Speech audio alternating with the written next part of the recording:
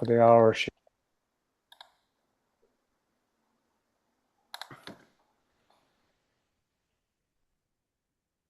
I'm really looking forward to this one because I think it's a I'm a beekeeper, and I spend my weekends out on my motorhome walking the hills or in the water or something like that. So I'm really close to nature. But the old adage of your head being in heaven and your feet being on the ground. I think this whole game is all about the economics. Yeah, And our species is such that, good Lord, I see 118 participants already. That's really good. that's good. It, Um, so at the end of the day, people are so under-resourced, over-challenged, stressed, Yeah, that is corporates seeking to thrive, not just survive. yeah. And if the economic argument, if the business case isn't just a big standout case and a slam dunk business case, um, Mhm. we're not going to get the traction and get the outcomes that we want and the impacts we want ultimately for Yeah. planet and society. Where's home for you? Where are you doing this walking in nature? Oh, well, I live in well, of course, the center of the known universe, which of course, as you all agree, is Ireland. Uh, Okay. and I live in the south of Ireland in Cork. Yeah. Oh, right. Okay. My dad's from County Carlow, Ah, and right. so not too far, a bit further up. And my mum's from County Roscommon, which is even further up. Wow. Okay. I know Scots Commonwealth. I lived in Athlone. I often drove. Strokestown. That's I have family. Most of my family are now in Strokestown, so that's yeah, not Small, same direction. small world. my sister-in-law lives in Dublin. Yeah, so I've been there recently. So So I'm just going to welcome everybody. We have 142 participants so far, and we will start at minute two, beginning of minute two. And please feel free in the chat to say hi from wherever you are in the world, and don't be shy at all about raising questions. Evelyn will be keeping an eye on the questions and on the chat, because I'm hoping that we panelists and the moderator and our three esteemed panelists will stick to our scripts and the time allocated. I'd hope to have at least 5 minutes at the end for a question or questions from the floor. If I can get closer to 7 or 8 minutes from the end to have that questioning from the floor, that's what good would look like, I think, and I hope. So settle in. Let me see those. Hi from Ireland, hi from Australia, New Zealand, wherever you're from, Africa. Please say hi and share a joke. What's been good in your day so far?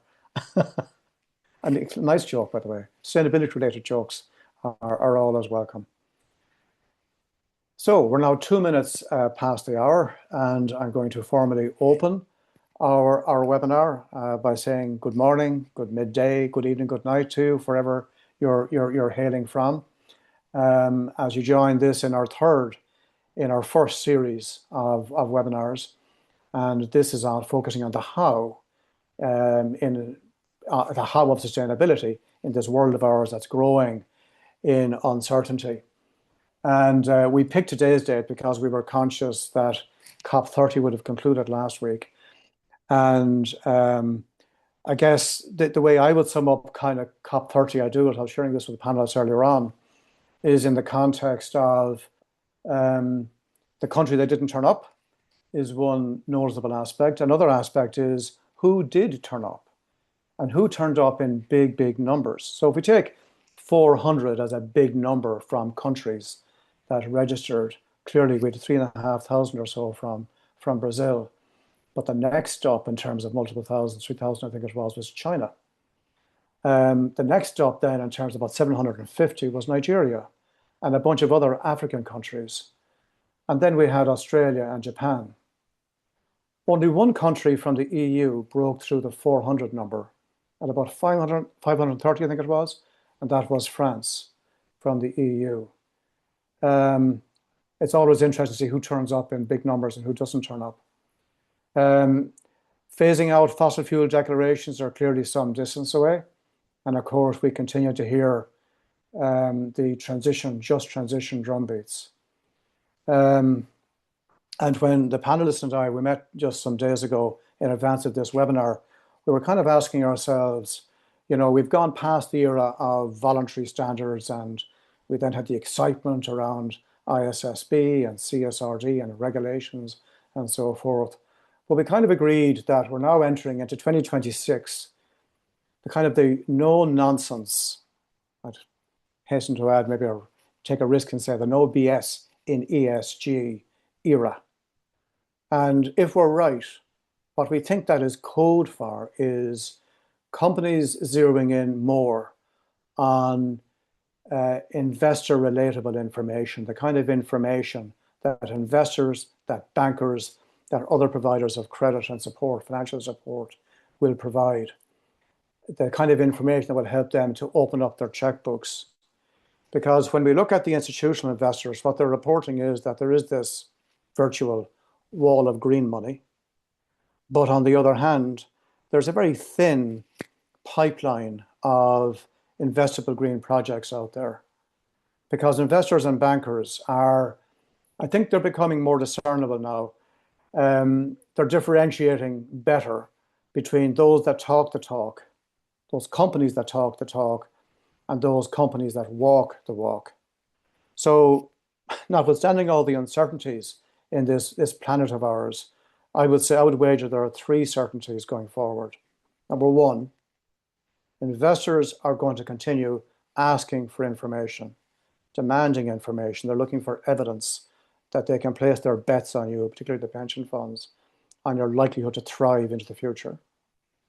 Banks are going to continue to seek to de-risk their loan portfolios, maybe taking an indicator from, for example, the Global 5000. We saw in the first webinar, Bain did a report that indicated strong evidence, 80 odd percentile of the Global 5000 or so, weeding out their supply chain actors, those that they can rely on, those are going to be around and ethically around.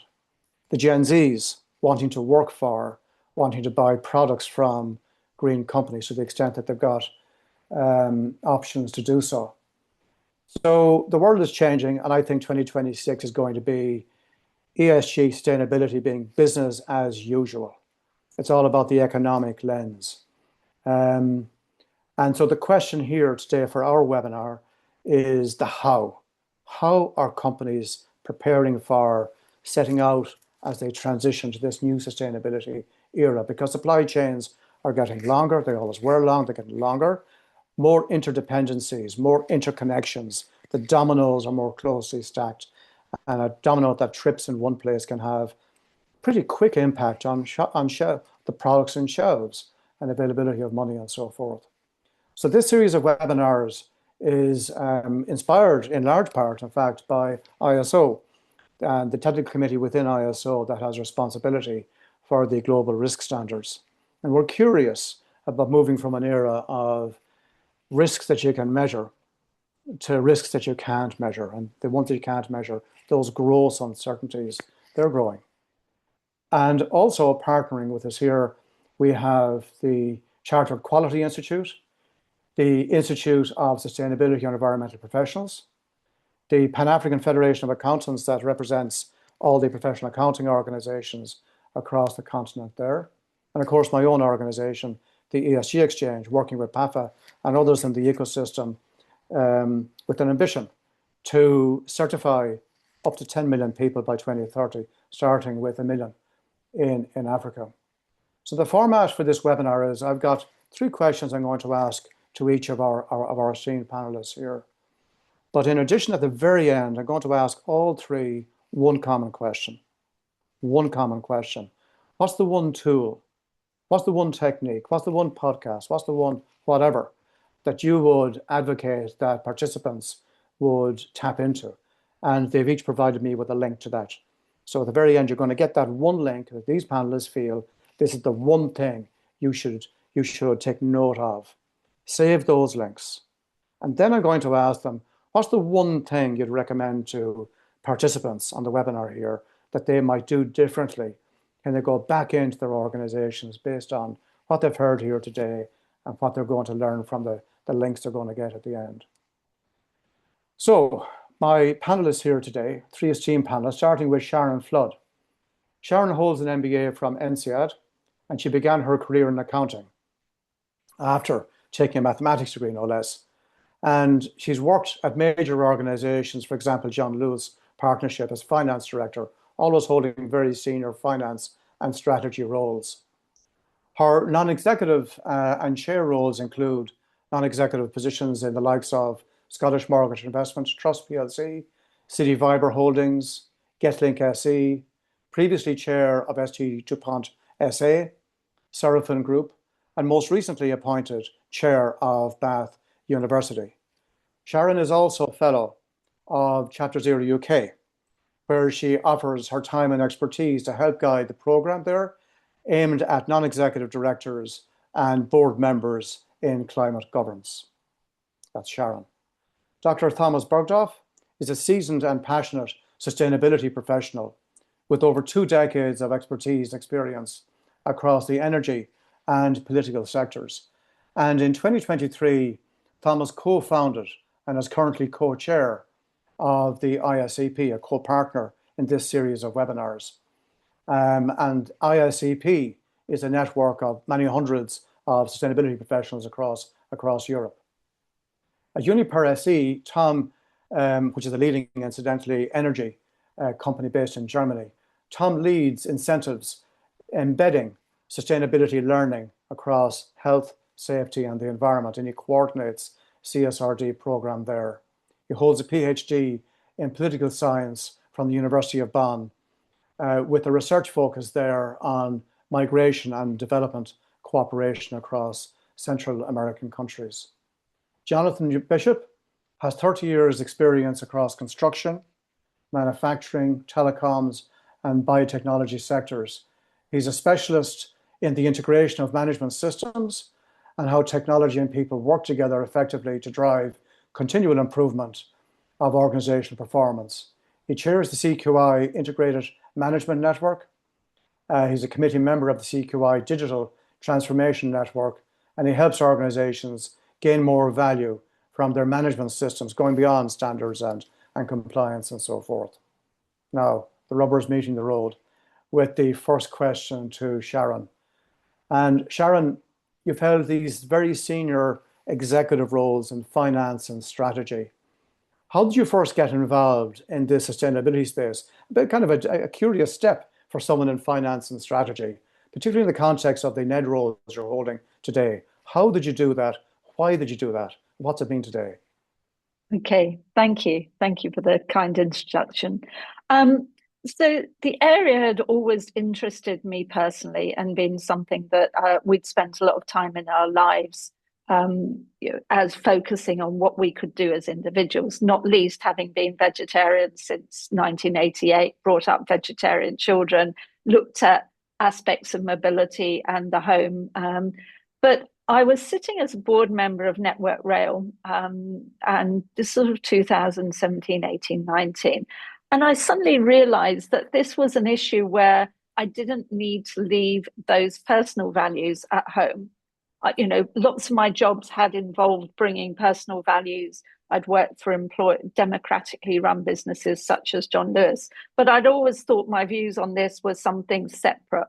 And I suddenly realized that actually, the younger generation were expecting our generation to step up because we were in a position to be able to do that.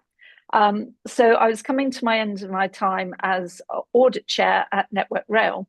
So I offered my chairman the opportunity that I would take on setting up an ESG committee and trying to put some structure and strategy into it. Network Rail at the time had enormous amounts of interesting initiatives going on throughout the organization and quite a lot of expertise, but it didn't really have any traction, and it certainly wouldn't have been seen as a leader in the area. So that kicked off. I spent my last year setting up, chairing the ESG committee, working with the management team to develop a strong strategy, but also very much looking at the whole engagement area and thinking about how we created a strategy that was real for people. Off the back of that, I became involved with Chapter Zero, which was just setting up at the time, which is part of the Hughes Hall at Cambridge Climate Governance Initiative, which is all about upskilling non-execs to be able to have a voice on these issues. And the thesis behind Chapter Zero is that if you can get two people around the table that are informed and are educated on these subjects, they can really make a difference. So I was very lucky to be able to bring together my day job together with this opportunity to work with Chapter Zero.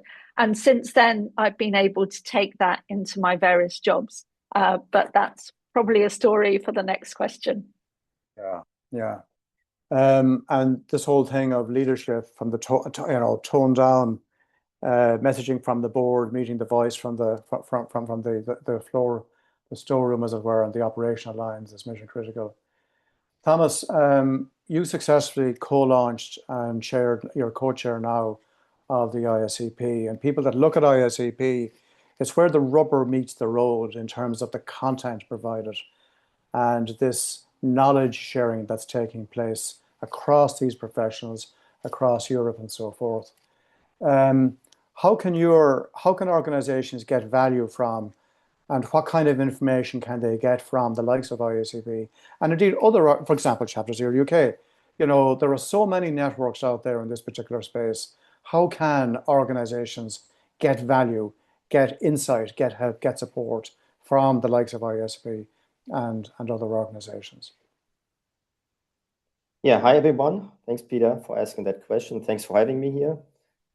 Yes, you already mentioned that I co-founded together with my co-chair, Damien Plant, ISEP Europe. So ISEP Europe is part of ISEP, so Institute for Sustainability Environmental Professionals. And we are kind of a volunteering group, a kind of steering group representing sustainability professionals across Europe.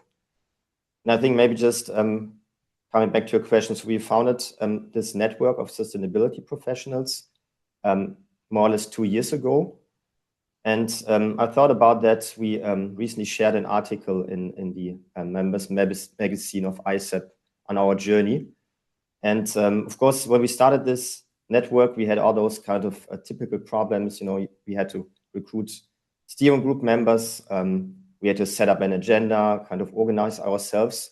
But I think now looking back at these 2 years, I think maybe the biggest value of that group is, and that, again, referring to a question, how can we support companies in their sustainability journey, is this kind of beauty of collaboration, kind of networking. So we bring together colleagues, passionate, engaged sustainability professionals from different parts of the sustainability spectrum. So we have health and safety professionals where I come from.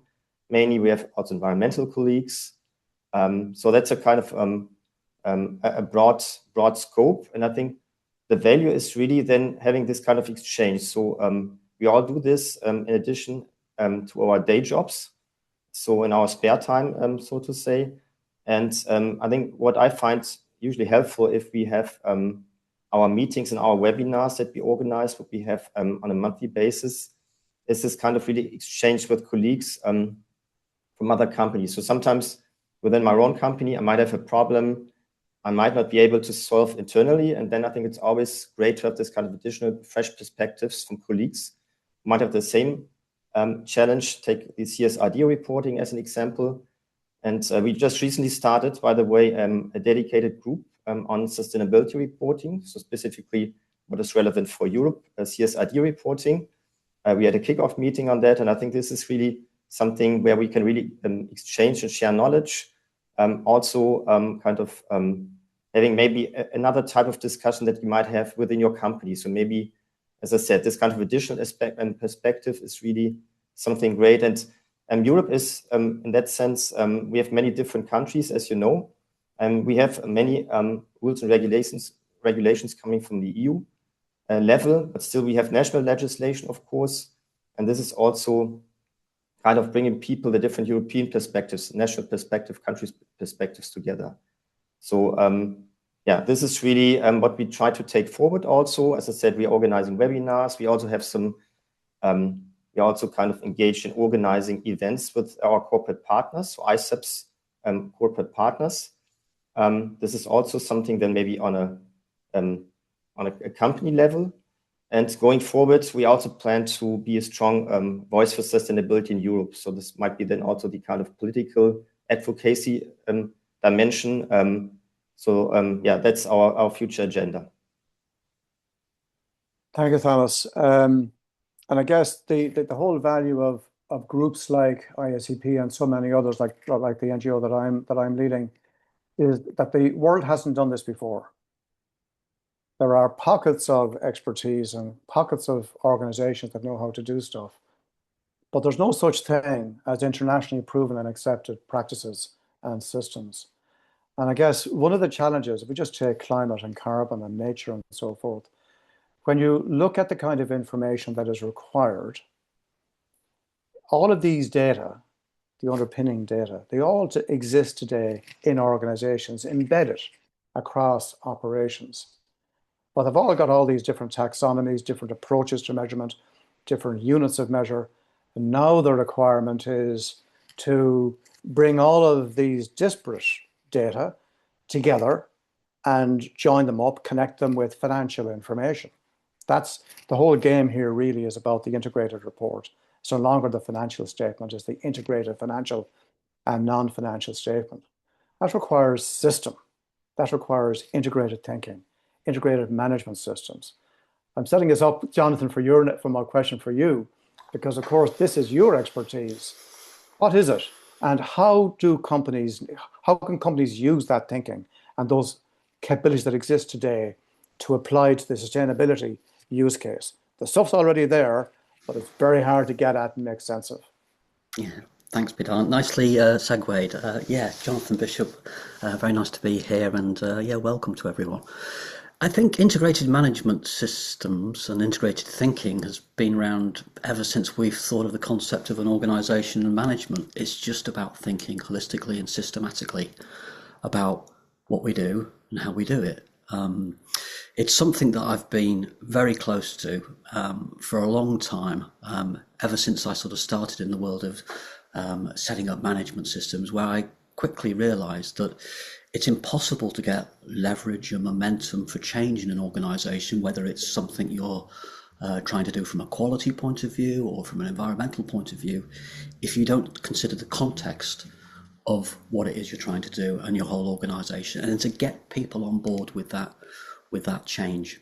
I was trying to think of an example that might be relevant to this particular discussion, and I was thinking perhaps James Lovelock and the Gaia hypothesis in the 1970s, when he first sort of painted the idea of the Earth being a system, which I seem to remember was sort of quite revolutionary at the time, but it felt perfectly logical to me to be, how else can we think of our organisations, of our planet, in any other way than a system? But the reality is that we do, and I think the reason why we talk about integrated management is that many organisations naturally organise themselves around functional expertise and around perhaps sometimes the loudest stakeholders who require information, who require risks and to be managed and value to be added. So integrated management is really about focusing on, within an organisation, what is your core process? What is your core reason for being an organisation? How do you, at a global level, manage the delivery of your products and services? And by having that kind of backbone within your organisation, a framework, you can then integrate additional stakeholder requirements. You can manage risk in a more balanced way. We were talking earlier about sometimes these knowledge gaps in organisations, particularly between the top of an organisation and the operational level. And Kaplan and Norton, the authors of the balanced scorecard that you might have heard of, right, who made this attempt to sort of balance the way we measure things and therefore drive organisations, recognised that only 15% of executives actually can consistently describe operational processes. As you go down into the organisation, that knowledge increases. So the integration is really about ensuring that all of the stakeholders in your organisation have a say in how we design and manage our core business processes. And there's no other way, really, in my experience. And I've found that quite often, as organisations are generally commercial businesses, the best people to talk to when you are trying to refocus and make organisations more efficient is what's the economic case for quality. We've talked about the cost of quality for many years in the quality profession, but I think the same thing would apply to sustainability, health and safety, etc. And so it's always around selling that kind of approach to integration as a ways of people sharing knowledge, improving their understanding of how risk and value flow across your organisation in order to make it as efficient and effective as possible. So yeah, being joined up, I think, is perhaps maybe the simplest way of putting it. But if we have management systems in our organisations, it's contradictory to have anything other than an integrated management system. And unfortunately, sometimes the focus on certifications of different types, quality, health, safety, environment, or lagging indicators tend to sort of force that silo thinking in terms of how we need to respond rather than, how we kind of react to rather than respond to new challenges for data and information and managing risk. So yeah, joined up thinking has always been, and increasingly so in a world of increased complexity, the only way of efficiently and effectively managing, the complexities that we increasingly face. Thank you, Jonathan. I'm just minded of just to emphasize the point and support the point you're making there in terms of integrated management systems and so forth. In the ESG exchange, when we run these programs, we have a few hundred people now just started on a program across a bunch of countries in Africa. But the reality is that when you consider the boardroom to storeroom, the boardroom to the operational front lines, who needs to know what? The reality is almost nobody needs to know everything about everything. But everybody needs to know stuff that is particular to their role, given the challenge of being sustainable, thriving into the future. The boards, in terms of what questions to ask, interrogating, the answer is right through to the accounting functions, project management, risk. This whole thing is all about, really, it's old risk management wine in a new bottle. It's not a new category of risk. So, Sharon, in the context of some practical examples about what you've been able to do in a lead company, how did those companies that you've led in, through your eyes, in your role, how did you do what you needed to do in this whole area of sustainability? Right, I'm going to pull out a few vignettes from lots of different companies, and hopefully some of those will speak to people. There are three levels at which I think you need to think about ESG within a corporate environment. Some of it is the straightforward business case stuff. That is, am I sending my cars electric? Am I sorting out the heating in my buildings so that I'm moving it towards green heating, whatever that means? Have I got that planned into my calendar? The second set is the walking the talk stuff. So it's the stuff that your employees, your stakeholders are going to judge you on if they don't see you doing it correctly. And that could be your packaging. It could be the whether you're recycling in your units, how you're presenting your food. Do you put vegetarian options on the table? Do you put vegetarian options first, or are you leading with red meat, etc.? So those are two levels where I think just good discipline planning should be able to bring those into the organization. The bit that I'm talking about is the strategic advantage stuff. And it's the stuff that isn't going to get done. You can have big, ambitious goals. If you don't have it properly integrated into your strategy, then it's not going to happen, because it's going to be at the end of a very, very long list of things that you need to spend money on, you need to spend attention on. So I'll pull out a few examples, starting with Network Rail. Network Rail is the UK's rail infrastructure holding company. It's, I think, the fourth or the fifth biggest landowner in the UK, and it owns land that is linear networks, unsurprisingly, because trains need linear networks to run on. So one of our big problems was both a safety and a stakeholder problem, which was that how do you maintain that land? in a cost-effective way, in a way that's safe for the railways, and in a way that brings your neighbours with you. A brief history of the railway. You didn't used to have a problem with trees near the railway in the steam age because they all burnt down. What happened was when the steam age ended, we gradually allowed a lot of trees to grow up near the railway. That was a safety problem. But it was also lovely for the people who lived near the railway because they suddenly had these beautiful country environment that they were looking out on that was screening them. So when you come to the question of how do we make the railway safe, and you start removing those trees, you cause a lot of problems. So the work that we did was very much around biodiversity and the fact that linear networks were just key to biodiversity. So how do we bring our stakeholders with us to look at alternative methods that still give those neighbours the feeling that they've got some protection, that feel that they're looking out on something that's enjoyable, but give us a safe railway? So we put a lot of effort into that, among other things. The other area for the railway would be, I guess you can imagine who you think works on the railway. And it will probably be male, it might be of a certain age, and you might think that they had a lifelong interest in the railway. But the railway actually needs new talent, and that talent is much more diverse. ESG, this whole subject, gave us a way to talk to that generation, the people that were looking at us and saying, well, they're a really good employer, but do I really want to work for, the railway, the image of the railway? So it allowed us to rebrand and think about talent in a very different way. I'm going to pull in a couple more examples from other jobs. So I was on the board of Pets at Home, which is the UK's pet and vet retailer. The big strategic issue there is pet food.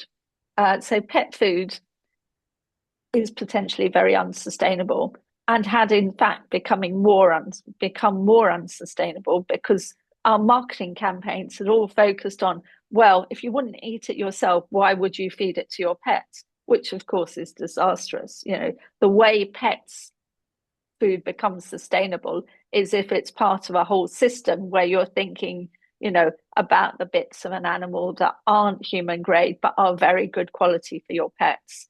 Also thinking about the alternatives. So we decided to focus our strategic efforts on really thinking about sustainability in pet food, which is involved both re-educating our workforce to think who had gone down this path of thinking, oh, well, we should premium, and that means human grade, to getting them to understand the bigger picture, but also offering the consumer novel alternatives, insect pet food, for instance. So, again, something core, because if pet food is not sustainable, at some point people would stop owning pets and then we wouldn't have a business. So fundamentally strategic to us. And my final example I'll pull out is GetLink, which is the parent company of the Channel Tunnel between the UK and France. I see I have a very international audience, so I'm trying to make sure that this doesn't sound completely remote. But we have a tunnel that we built 30 years ago. It is 50% full.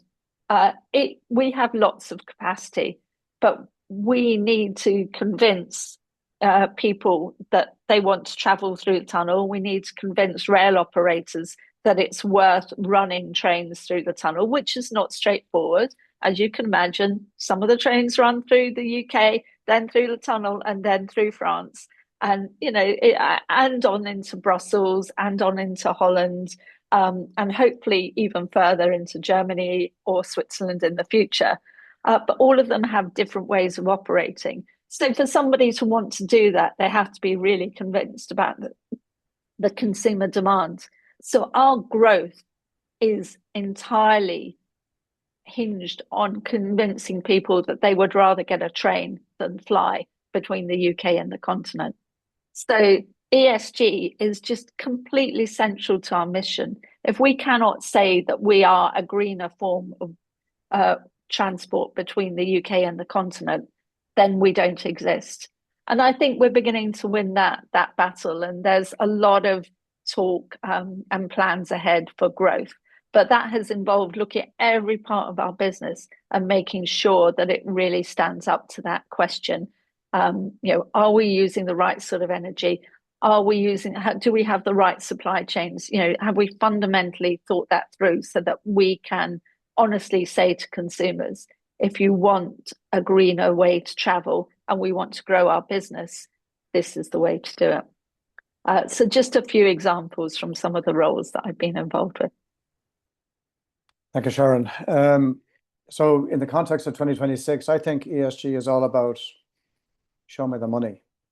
And that's my professional perspective on it. And in the context of the term ESG, that's just it's kind of a taxonomy at a level. All the E stuff, right? Climate and biodiversity and so forth. All the S stuff, the people stuff, and the G stuff from governance, but also cyber and data and all that. But all of these things, they've all got their different taxonomies, as I said earlier on, units of measure and approaches. And all of these data, they all exist today in operations across your organization. Very hard to make sense of, to identify where it exists. And where it does exist, of course, it was put in place for different reasons. So you have a lot of work to do to take these data and turn them into relatable information that you put into this new integrated report. So Thomas, I'm going to ask you the easy question. This systems challenge that we have that requires integrated thinking, integrated systems, and so forth. Given your background in multiple disciplines and so forth, how can organizations manage this diversity of information? Because the biggest single challenge in sustainability is the reliability and the quality of the data that underpins the information that's used to make decisions. So I'm giving you the tough question. Apologies for that. Yeah, that's indeed an interesting question.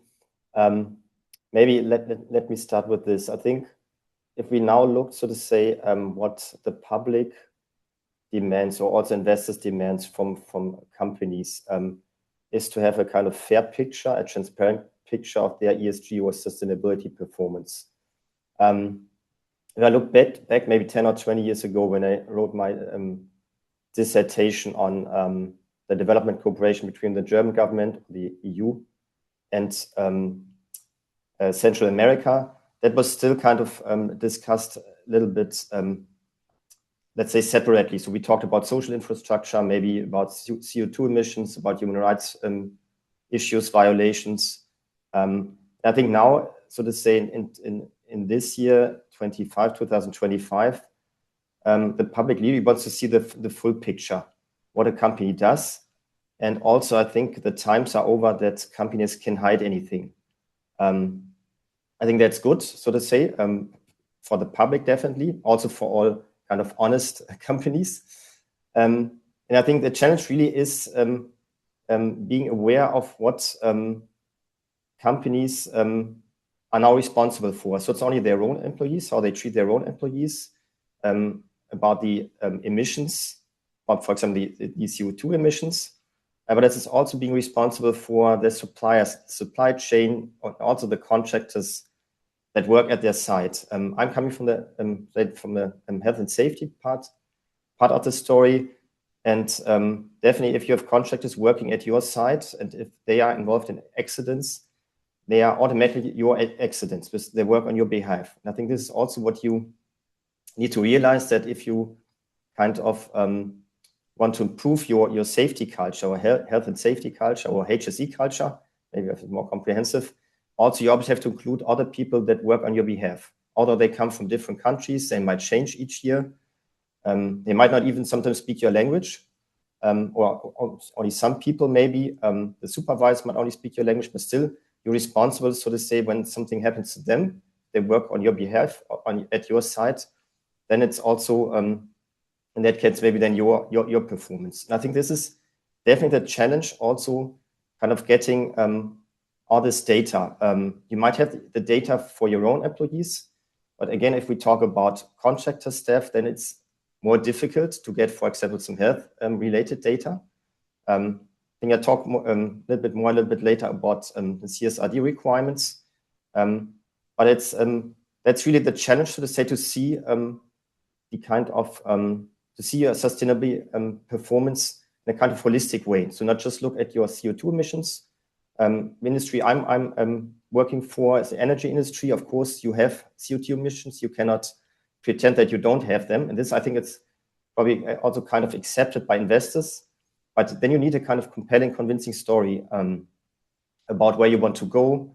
Of course, if it's part of your business, you cannot avoid it. But then again, how do you manage it? Do you have other business areas, for example, renewables? Are you also active in that part?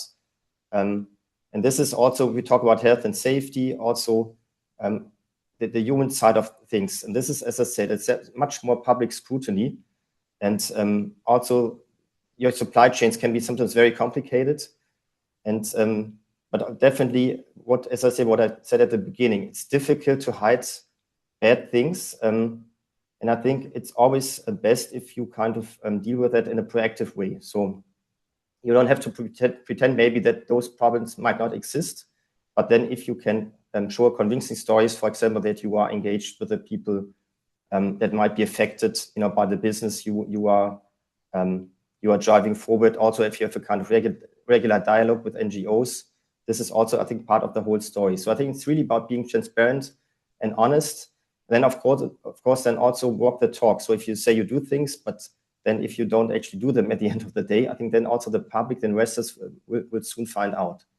So I think this is really, the challenge is really to see the full picture and also this kind of interdependencies. So it's not just no longer sufficient to just look at health and safety in an isolated environment, and maybe the sustainability side of things, the high level things. So I think it's all integrated. And this is definitely something where probably many companies need a lot of support. And currently, probably it's really a kind of maybe really some good opportunities for sustainability consultants. Then I think they're really urgently needed. But again, at the end of the day, the company is responsible for their performance. And you really need to have a dedicated team. So you need to have all the specialists in those different fields. And they definitely need to communicate well. So in order, if you then at the end of the day produce your sustainability report, then it should really be a kind of a holistic story. So you look at the topic from all sides of things, you have a kind of compelling story that even if there are some things that could be improved, you have a clear direction where you want to go to. Thank you, Thomas. And the big thought I have just now, it's not a big thought, it's not a new thought, but about everything that we're discussing here, it's all about effectively just good management. It's not about a new thing. And thinking about the customer first and what they expect from a product or service or where they want to work as employees. That's the big and basic kind of business question that has to be asked. So it's about management systems. We know there are challenges, but the good stuff is all of these data exist, the processes exist. We just have to join them up. So Jonathan, taking this integrated approach, this joined up approach, how do companies do that? And maybe you might just start with just calling out some of the principal challenges for companies and the issues for them, but then also how do they go about doing it? Because at the level, this isn't rocket science. This is just organized common sense. But you have to just, be clear about where you need to get to, which starts, of course, with the business objective.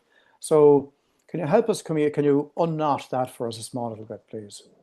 Absolutely, yeah. I mean, the magic ingredient and the thing that I think many organisations forget to integrate into their management systems is people. I mean, I know it sounds obvious, but actually, it's the people in an organisation that make the decisions, that can understand the risks, can add the value, can understand what the customer needs. Ultimately, our customers are humans, and understanding and translating requirements back through the organisation is done through people talking to each other and understanding needs and expectations, and the fact that this is constantly changing all the time as well. I think you mentioned about the importance of focusing on customer, and I think quite often in organisations, an approach that I encourage is recognising that we have internal suppliers and internal customers in organisations, in order to sort of break down those silos and understand how different functions, whether it's going from design into delivery into operations, into handover, all these different sort of stages of management are very much informed decisions that are made, that take a risk-based approach to making those decisions and can really understand the risks, and that we really call upon that knowledge that exists in an organisation. Quite often there's untapped knowledge, as we talked about the knowledge gap before, but I'm a firm believer that often a great deal of innovation and answers to some of the challenges that organisations have already exists within the minds and the thinking of either individuals or people working together.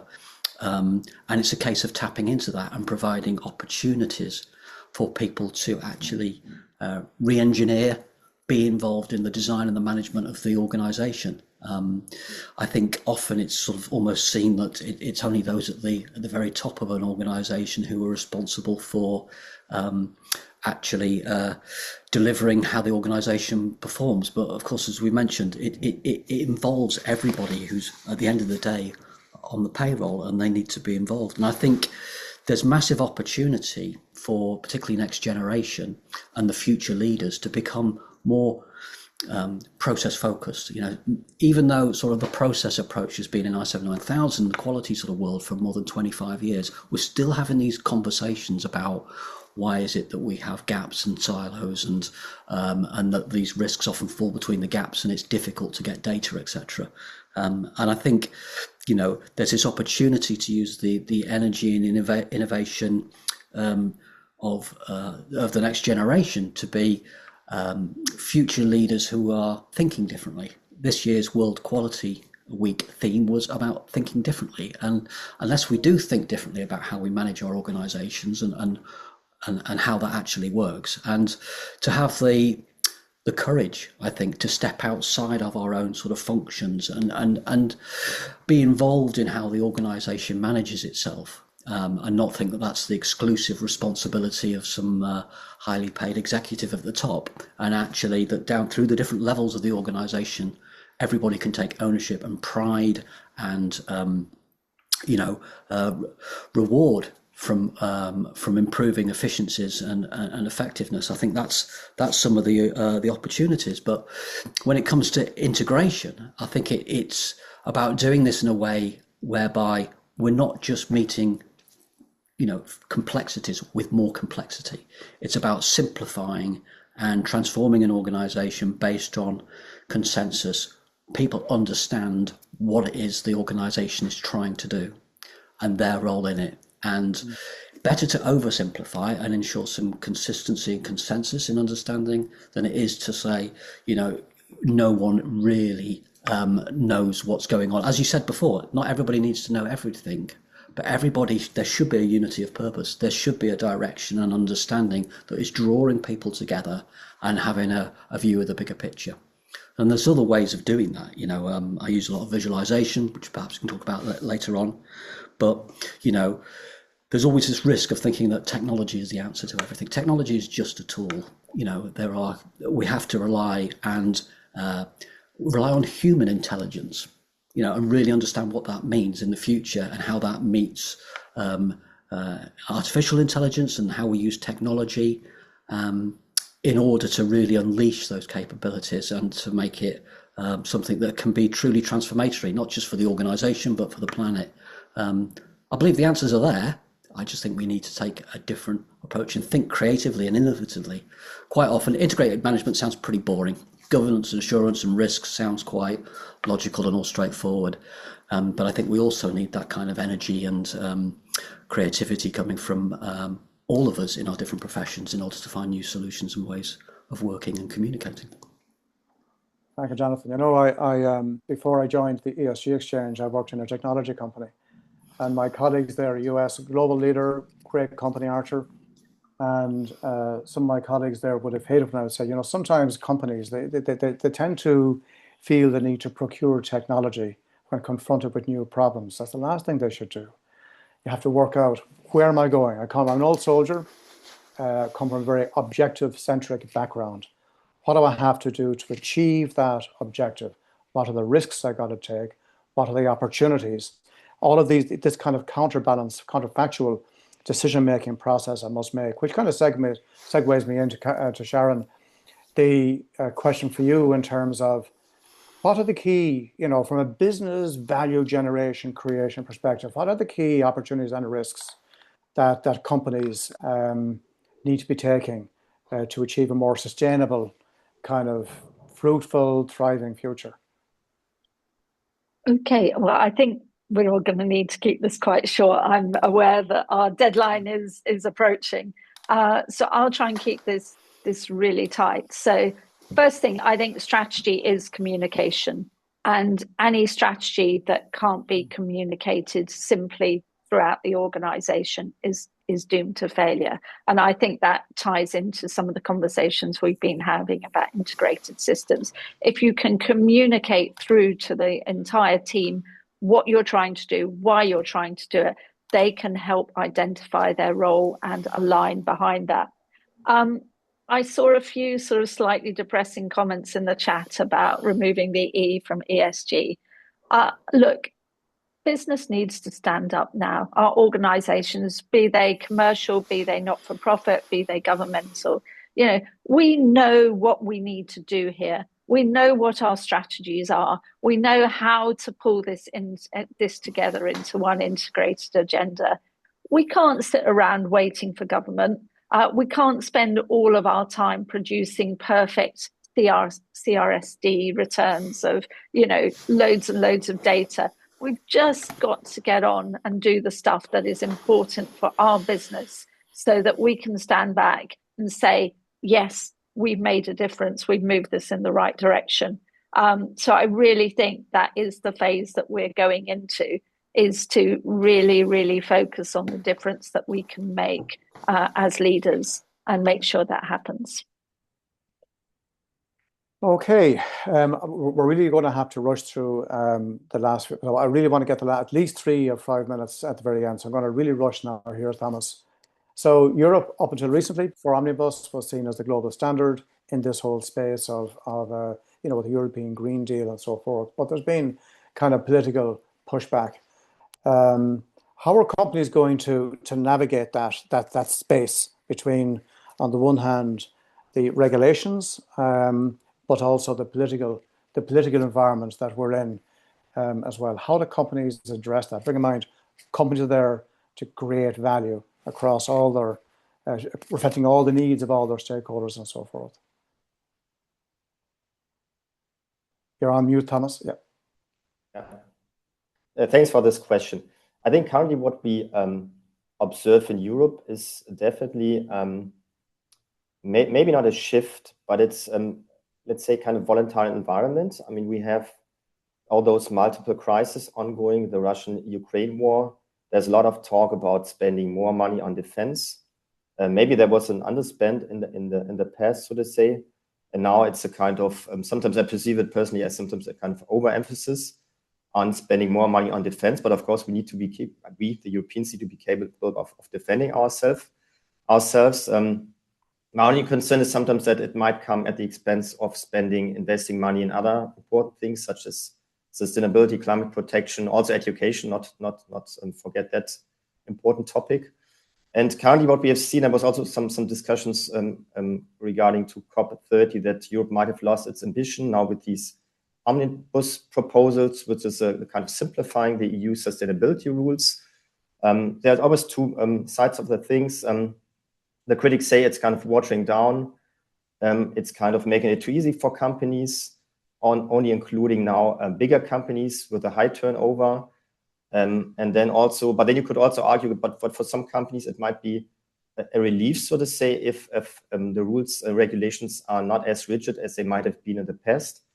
So this kind of simplification could also make sense. That is maybe the other side of the story. It could untap or kind of unlock some more growth potential.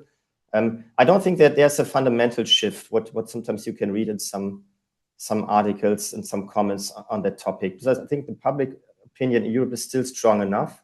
Also, I think also probably on a global level, that there's still strong support for driving forward the sustainability agenda in principle, but maybe there's a little but. But of course, then it always depends who needs to pay for what. So if we transition from a fossil fuel-based economy into a greener economy, if we shift from kind of combustion engines to electrical engines or cars, so to say, who would be able to afford these cars if they are still kind of more expensive? Who's going to pay for that? Also, those people who work in these industries which are no longer thought to be sustainable. That's also the global just transition topic. So I think there's still strong public support, and ultimately I think it's a public opinion that also drives politicians to take actions. So even if governments might change in Europe going forward, I think still the public opinion is still strong enough to tell them, okay, but maybe you can slow down this kind of, if I might use this metaphor, this picture, this sustainability train, moving into a greener future, but you cannot really stop it. And it might be able to maybe to replace the engine with a better one. Maybe this can be said, only can be referred to these omnibus proposals. But it will go on this journey. And also maybe it might be necessary to have some more stops with the train, maybe kind of taking more people on board. Because I think maybe the biggest danger is also, if you look at COP30, that it might be still perceived by some people as a kind of an elite project driven forward by scientists, by highly educated people, or by highly engaged people. I think ultimately it will be necessary to bring everyone on board. And as long as this will be successful, then I think also the rules and regulations might be relaxed a little bit more, maybe simplified, but they will still stay there. So it's also for companies, they still will have to report the most important stuff. And I think it's also could also be a great opportunity for companies also to increase their transparency, to maybe identify weaknesses in their supply chain, in their processes. So it's doesn't only need to be seen as a bureaucratic burden, but it could also be an opportunity for the companies in that sense. Thank you, Thomas. I'm going to make an executive decision. I'm going to really rush now into 1 minute. I'm not going to ask you my last question because I want to ask Evelyn to tell me if there is any particular one question that stands out that she would like to put to the panel. And whilst you're looking for that, Evelyn, Jonathan, your last piece of advice: how do companies address this whole integrated approach challenge? And you've only got 30 seconds. Okay, simplify. Visualize, draw a picture. Don't use words. Get people in the same room. Get them back in the office, and we used to stick post-it notes on the wall. That's a great idea. Keep it real and keep it around conversations. And remember that management systems aren't about describing stuff. It's about driving improvement and performance and getting rid of waste and improving how we manage risk, add value, make money, fundamentally. Excellent. Evelyn, do you have any particular question that stands out that you'd like to put to the panelists? And I want you also, whilst they're answering the questions, I asked the panelists earlier, what one link or resource do they want people to download before we conclude this webinar? And I know we have one from each group. We have the Chapter 0 scorecard from Sharon and so forth, and ISP and CQI. So Evelyn, is there one question that you'd like to put to the panel? And I apologize, we've only got 3 minutes for this, but what stands out for you, Evelyn? Well, there's been some very interesting questions posed, but a lot of them have already been answered. And I feel like the one that perhaps you can dive in quickly is asked by Querbus. They've asked, corporate citizens are able to fund implementation of ESG. However, have any funding models been developed globally to address this in SMEs? So I thought perhaps you can give your opinion and thoughts on this kind of a perspective. Do you think this is an approach that could be taken? Can you just ask the question again? I'm going to direct this to Sharon, but I want you just to restate the question again because I wasn't too sure about. Sure. Specifically speaking to funding models, the question specifically says corporate citizens are able to fund the implementation of ESG. However, have any funding models been developed globally to address this in SMEs? So, unless I'm saying it wrong, but I hope that makes sense. Sharon, you're a financier and a strategist, not a financier, but a finance director of note, and a strategist. Your answer to that? Yeah, I think it's such a broad question because each country globally has their own areas that they're looking at. I think the point is to figure out what you want to do, and if it's clear what your strategy is and why it benefits your company, or your organization, whatever, make the case, make the strategic case. And I think the funding, there are so many funding models out there, and there is funding around, but what we don't want to see is a load of wasted funding, either lost through fraud or through into projects that just aren't going to deliver the change we need. So the more integrated people can make this into their strategic goals, I think the easier it will be to find that funding, because you'll be able to make the case much more strategically. It's not quite an answer, but hopefully it helps a bit. Thank you, Sharon.